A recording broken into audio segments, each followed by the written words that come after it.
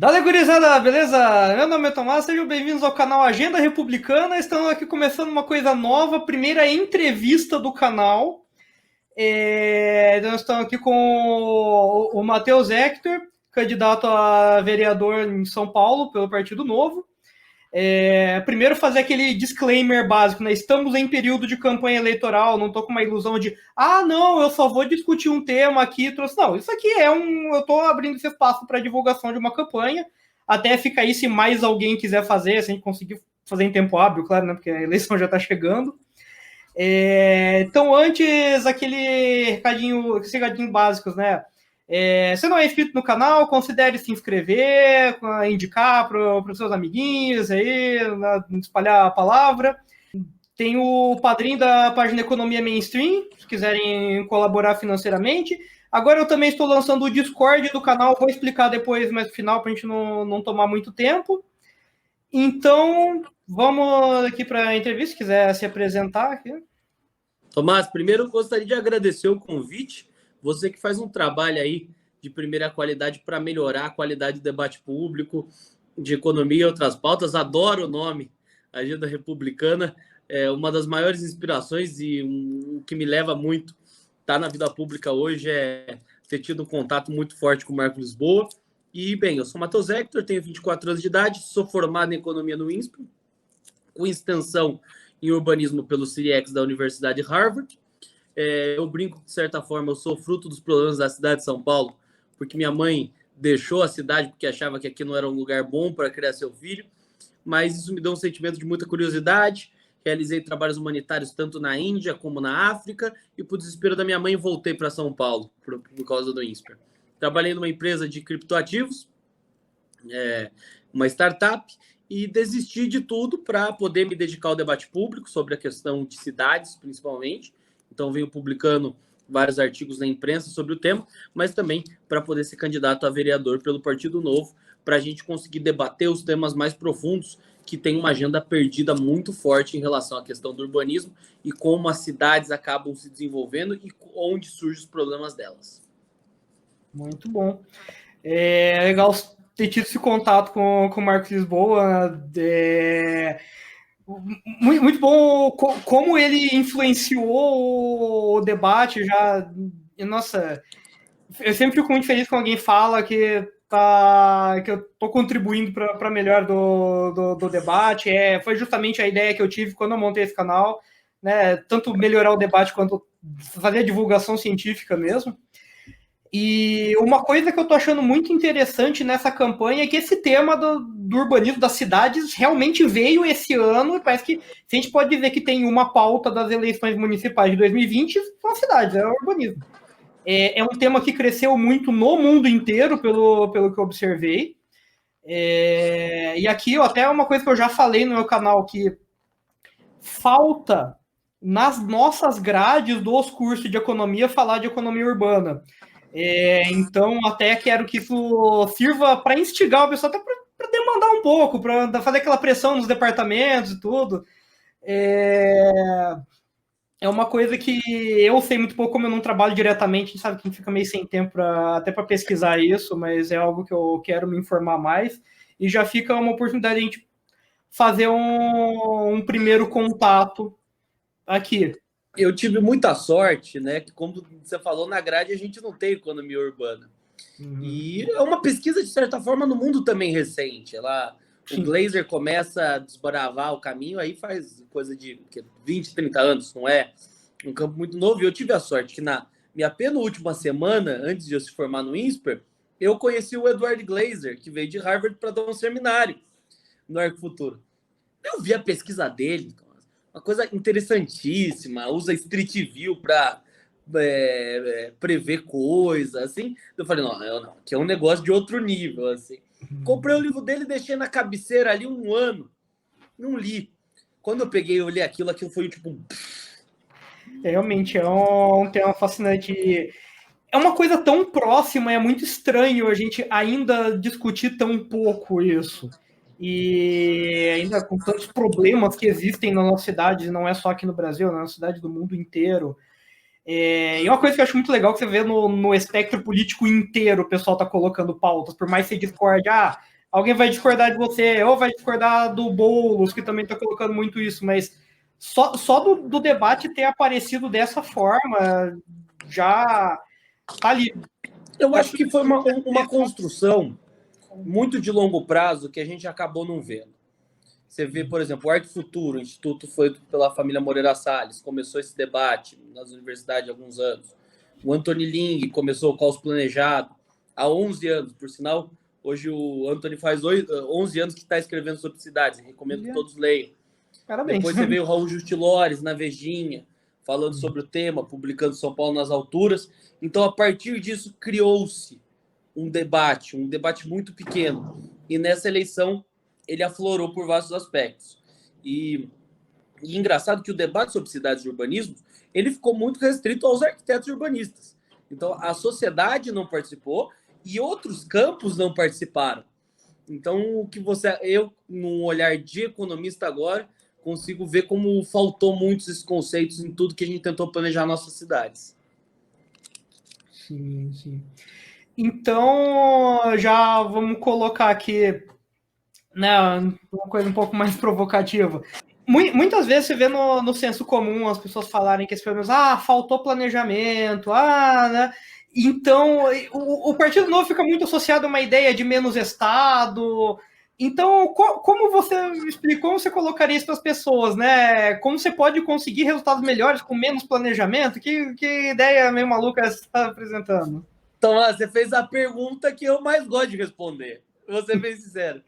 Eu levantei aqui. As pessoas acham que o problema de cidades como São Paulo é que faltou planejamento. Todo mundo fala, não, faltou planejamento da cidade de São Paulo. O que eu tento trazer na visão, no meu ativismo urbano e também na minha campanha política, é uma tese muito simples. A gente tentou planejar demais a cidade e isso acabou gerando uma série de problemas. Até a década de 50 e 60, você tinha um processo regulatório mais brando na cidade. E isso permitiu um florescimento de uma cidade muito próspera. Então você pega o Copan, que aqui é 3 quarteirões de casa. Abriga 5 mil pessoas a 2 quarteirões do metrô. Você pega regiões de urbanização mais antiga, como a Santa Cecília, moram 240 pessoas por hectare. Você teve um desenvolvimento muito forte nessa época, a ponto que você tem uma informalidade de apenas 1% na cidade durante a década de 50 e 60. Daí a gente começou, isso surge com o prefeito Figueiredo Ferraz, que ele fala, não, São Paulo precisa parar. Então aí colocou-se as regras. Então, por exemplo, zoneamento, zonas que só pode você ter residências unifamiliares, casas grandes, restrição de quanto você pode construir num terreno. Então, por exemplo, o Copan é 22 vezes o tamanho do terreno. É um filetinho de terra ali, brutalista. E você pega hoje um prédio na cidade de São Paulo, só pode ter 4 a 6 vezes o tamanho do terreno. E isso fez uma coisa muito simples. A gente restringiu a oferta. E quando você restringe a oferta, os preços sobem. Então, como os preços sobem nas regiões centrais, as pessoas vão cada vez mais longe delas. Então, a cidade sofre um processo de espraiamento, que é o primeiro problema que a gente vê, e também um processo de informalização. Porque quando você cria uma barreira de entrada para a moradia formal, as pessoas recorrem à moradia informal. Então, a São Paulo que a gente vê hoje é 2 milhões de pessoas morando em submoradias. Então, um grande desastre. A gente saiu de 1% da população para 20% da população hoje, que é uma coisa que me entristece muito. A gente fez... E a cidade espraiada, ela tem série de problemas. O primeiro problema é muito claro que é a questão do trânsito. Então, como as pessoas moram longe, elas passam muito tempo no transporte. E como elas moram longe dos locamentos, elas não podem fazer isso a pé ou de bicicleta, elas precisam no carro. Então, isso prejudica mais ainda. Você tem um problema no aumento do custo de infraestrutura. Você precisa asfaltar mais ruas, você precisa botar mais canos, você precisa fazer mais pontes, você precisa fazer mais galerias de água, mais canalização de córregos e tudo mais. Então, é uma cidade que ela fica mais cara no ponto de vista do poder público. Você gera um problema ambiental tremendo do que está acontecendo na cidade de São Paulo. Não só pelo todo o processo da poluição que a gente vê por esse modelo de cidade, que é um custo que não está internalizado no processo, e também como a cidade, aqui no caso de São Paulo, mas isso acontece em outros lugares, como a Zona Leste está toda ocupada, a Zona Norte está toda ocupada, a Zona Oeste está toda ocupada, a cidade está crescendo para a Zona Sul em regiões de mananciais. Então a gente está fazendo uma destruição de mata nativa, a gente está poluindo as nossas represas e esses condomínios, essas ocupações irregulares, são feitos pelo crime organizado. Então, basicamente, tirou a possibilidade do setor privado de produzir moradia, a gente jogou as pessoas pela informalidade, quem se aproveita de hoje, isso é o crime. Qual que é uma solução que a gente pode ter pensando no longo prazo? A gente precisa mudar o nosso arcabouço institucional, a gente precisa mudar nossas instituições, para quê? Para dar mais liberdade para o setor privado construir mais moradia, para ela ficar mais acessível e mais pessoas possam morar nas regiões centrais. Então, você pega a densidade de Manhattan, é 240 habitantes por hectare. Paris, mesmo sendo uma cidade baixinha, Barcelona também é cerca de 200. Então, no centro expandido de São Paulo moram 2 milhões de pessoas. Se a gente muda a regulação e permite atingir um modelo de densidade onde a gente tenha 240 habitantes por hectare, a gente vai incluir 4 milhões de pessoas na região do centro expandido da cidade, o que é muito positivo, reduzir todos esses processos de locamentos e também fazer um processo que eu acho muito importante que entra na política urbana, apesar de eu ser um grande defensor de desregulamentação, de deixar as regras mais claras, mas também de a gente ter uma regulação que ela seja inteligente e ela promova a inclusão social. Toda a habitação de interesse social na cidade de São Paulo, desde o regime militar, por meio do BNH, até o Minha Casa Minha Vida, dos governos petistas, eles sempre estimularam que se construísse moradia social longe do centro. Então, o que eu defendo é o seguinte: vamos simplificar, vamos liberar potencial construtivo, vamos deixar a gente ter um choque de capitalismo, um choque de oferta, mas também um choque de solidariedade, por meio de contrapartidas que o setor privado pode ter construindo habitação social nas regiões centrais. Falei muito? Não, que isso, aqui é espaço, pode tudo aqui. É interessante até que dentro dessa perspectiva entram várias preocupações que realmente estão associadas ao campo da esquerda, vão pensar que, como assim, o cara do novo, ele está preocupado com a questão ambiental, porque está avançando os mananciais da Zona Sul, está preocupado com a questão social, de jogar o pobre para longe, de colocar em habitações irregulares, então fica até uma oportunidade para as pessoas conhecerem esse outro lado de que, existe essa preocupação dentro de um lado pró-mercado, de menos regulação, algo que está mais associado já à direita, né? Mas aí uma questão interessante que eu vou colocar, agora eu vou começar a complicar um pouco. O Brasil, a América Latina como um todo, passou provavelmente pelo processo de urbanização mais rápido da história da humanidade. Mesmo hoje na África e na Ásia, pelas últimas informações que eu vi, não é um processo tão rápido de urbanização. E o grosso disso, do êxodo rural aqui no Brasil, foi a partir da década de 70. Então, fazer aqui um exercício de história alternativa. São Paulo teria conseguido comportar se tivesse seguido aquela trajetória? Olha, eu não acredito que... Eu não consigo dizer se sim ou se não. Não consigo reescrever o que aconteceu. Mas eu gostei do exemplo que você citou das cidades asiáticas. A matriz intelectual das escolas de arquitetura e urbanismo, elas se baseiam muito na questão de uma cidade europeia, que é uma cidade com processo de urbanização mais longo, uma cidade com uma grande rigidez de mudança, porque a maioria das coisas são patrimônios históricos, não pode ser derrubado, não pode mudar. A verticalização não é a regra, porque quando a cidade foi urbanizada, ela não existia elevador, então como você não tinha elevador, você não conseguia fazer um prédio alto. E a gente adotou muito o modelo de uma cidade europeia. Por outro lado, o que a gente vê, o que seria um modelo ideal, pensando na realidade local e todas essas mudanças, é o que a gente viu em várias cidades asiáticas. Porque as cidades asiáticas tiveram um processo de urbanização mais recente e estão dando um banho na gente, no ponto de vista de urbanismo. Seja em países mais antigos, como Tóquio, que eu acho que é uma das cidades mais bem urbanizadas do mundo, uma cidade densa, com moradia barata, grande infraestrutura de transporte público, não gasta dinheiro com firula, desde Seul, que tem um processo que pode ser o que aconteça com São Paulo nos próximos anos se a gente adotar um modelo de cidade que faça mais sentido. Dito isso, o que eu posso te responder à luz das evidências? Goiânia foi uma cidade que não adotou todas essas regras que São Paulo adotou. Tem restrição para construir, mas recentemente, tirando o Balneário Camboriú, é a cidade do Brasil onde sai mais arranha-céus. A outorga, que é um imposto que você paga para se construir mais, é muito baixo na cidade. E a taxa de favelização é 0,2%. Só dando essa referência anedótica. Indo para uma questão mais empírica, mais robusta, tem um paper do Ciro Biderman que ele fala uma coisa muito interessante.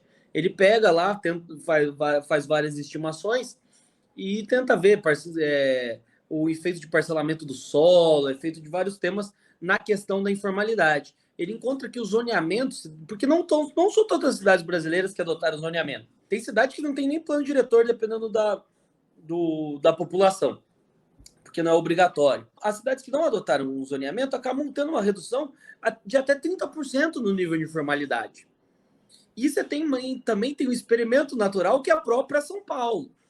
Qual que é a São Paulo que saiu sem um cenário regulatório, que é a região aqui central, região do Santa Cecília, da República, onde eu moro, que tem 240 habitantes por hectare, ou a região de urbanização mais tardia, que você acaba pegando centros expandidos em todo, tem 80 habitantes por hectare.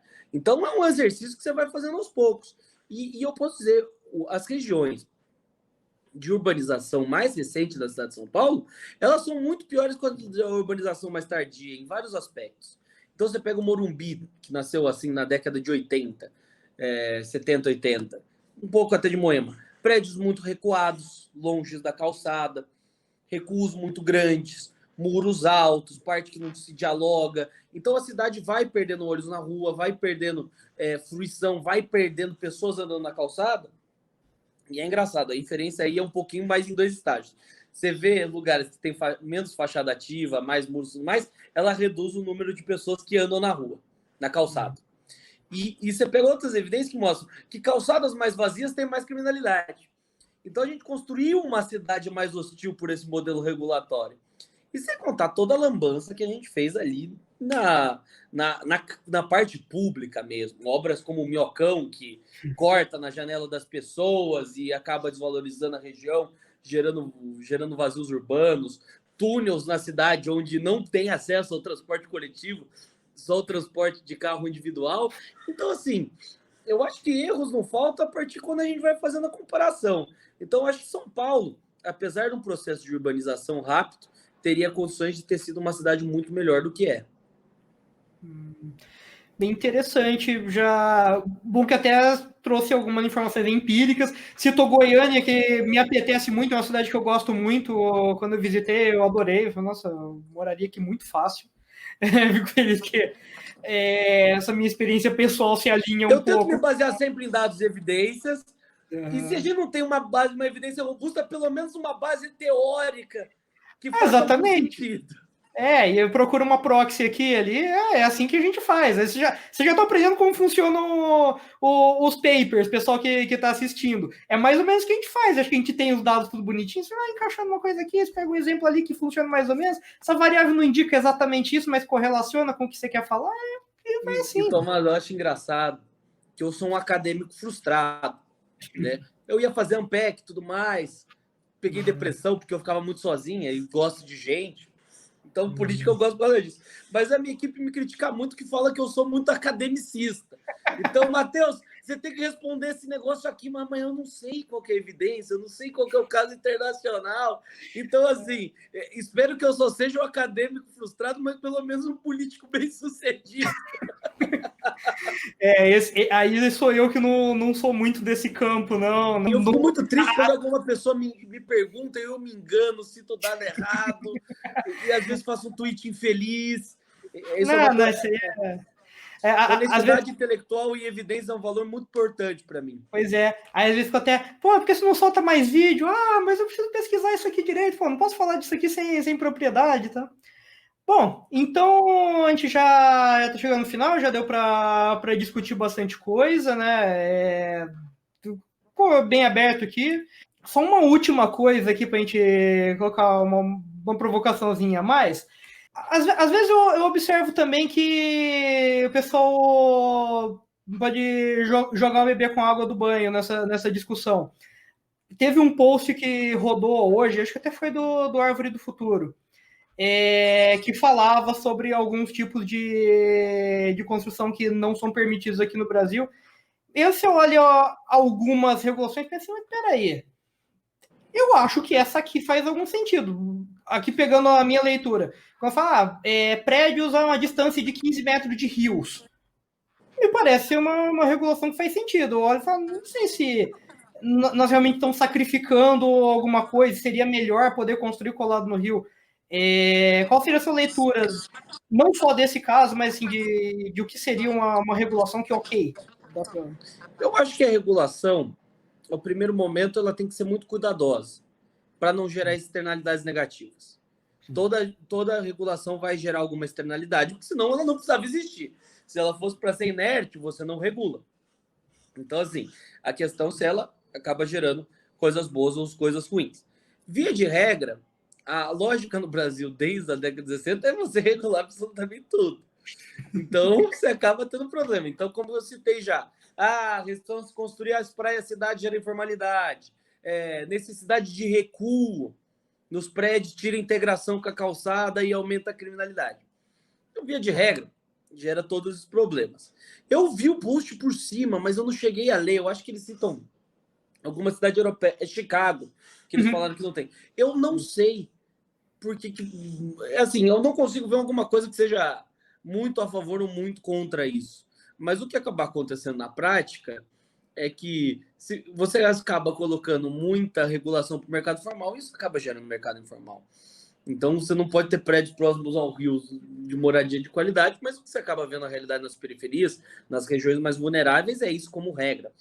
Então, regulação ideal para mim na cidade, vou dar um exemplo aqui do centro, que tem regulações que vão além dessas regulações macro. Por que o centro de São Paulo é tão degradado? Porque você tem regras de tombamento com regras de acessibilidade, regra de prevenção de incêndio que nos dialogam. Então, como elas dialogam, é mais barato você construir um prédio novo do que restaurar um prédio antigo. É um desafio hercúleo fazer isso. Mas o que eu defendo é o seguinte, eu defendo uma regulação branda para se construir, então, assim, muito livre, até para trazer a criatividade, para as pessoas fazerem coisas diferentes, promover densidade, dar um choque de moradia, liberdade para o setor privado. Mas o que seria uma parte de um choque de capitalismo. Mas, na outra parte, o que eu acho que gera externalidade positiva para a cidade, que é uma coisa cavalar, você pega uns estudos empíricos que mostram que famílias que saem de regiões vulneráveis e vão para regiões centrais de alta renda, os filhos têm um aumento de 30% de renda pro resto da vida. É uma coisa absurda o processo de inclusão que você gera. Então, a regulação, ela teria que permitir que o pobre, o que está na situação de vulnerável hoje, consiga morar no mesmo bairro do rico. Porque isso acaba tendo efeitos secundários.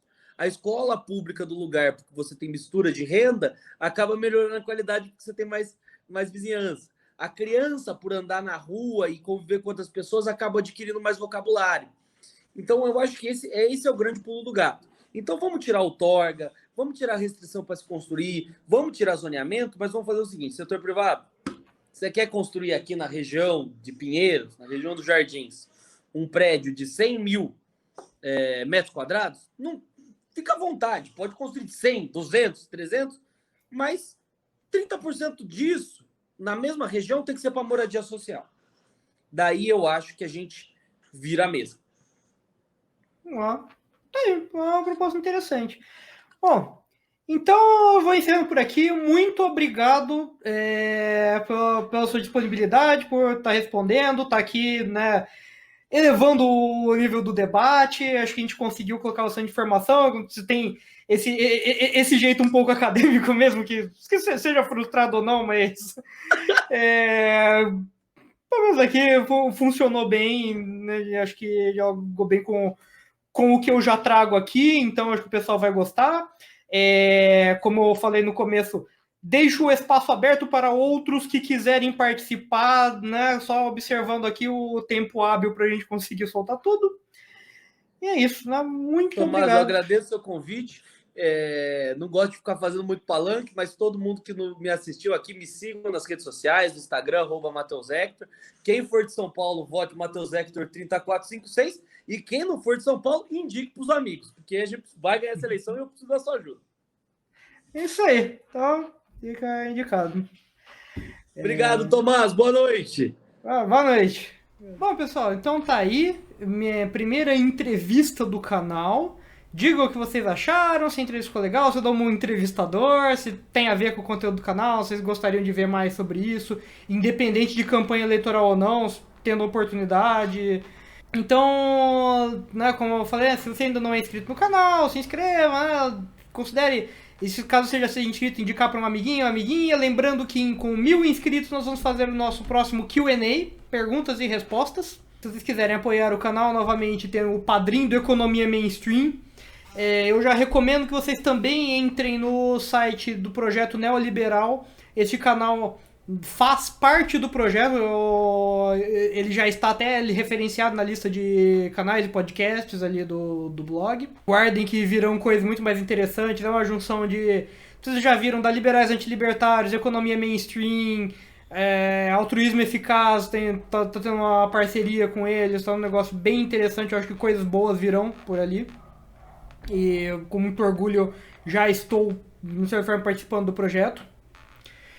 E como eu anunciei pra vocês, agora este canal tem um Discord. Pra quem não conhece o que é o Discord, é uma plataforma de mensagens, uma plataforma de comunicação. É um lugar onde você consegue criar uma comunicação mais estruturada. Eu consigo criar uma sala onde dentro tem... na verdade, dentro tem salas, tem vários canais onde... eu já deixei ele divididinho em alguns tópicos. Vocês podem então mandar recomendações, mandar materiais para discussão, a gente conversar ali um pouco. Tem até canal de voz, eventualmente, quem quiser bater um papo ali.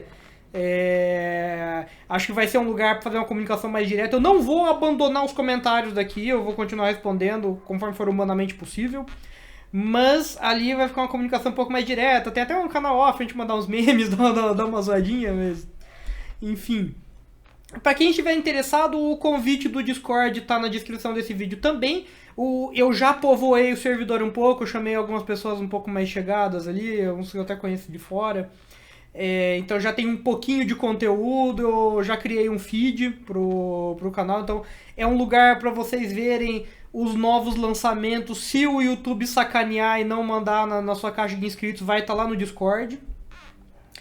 Então é isso, se você gostou do vídeo já sabe, clique em gostei, inscreva-se no canal para ver mais vídeos como este e no mais, valeu, falou!